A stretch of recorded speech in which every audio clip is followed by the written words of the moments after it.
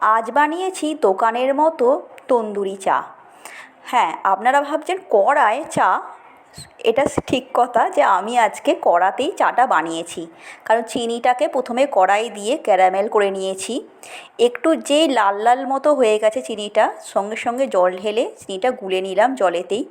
ওই জলেতেই আদা থেঁতো করেছিলাম প্রথমেই সেটা দিলাম, দুধ দিলাম। আমি অবশ্য আমুল দুধে চা করি, অনেকেই আপনারা লিকুইড দুধও দিতে পারেন, কিন্তু আমি আমুল দুধটাই দিই, গুঁড়ো দুধই দিই। চা গুঁড়ো দিলাম, চা গুঁড়ো দিয়ে বেশ কিছুক্ষণ ফুটতে দিতে হবে। ফোটানো হয়ে গেলে এবার আপনি একটা মাটির ভাঁড়কে বা যে কোনো মাটির জিনিসকে গরম করে ওই চায়ের মধ্যে দিয়ে কিছুক্ষণ ফোটাবেন। দেখবেন একটা সুন্দর গন্ধ চলে এসছে। তারপর ছেঁকে নেবেন। তারপর আপনি ইচ্ছা করলে এমনি কাপেও নিতে পারেন বা মাটির ভাঁড়েও নিতে পারেন। মাটির ভাঁড়ে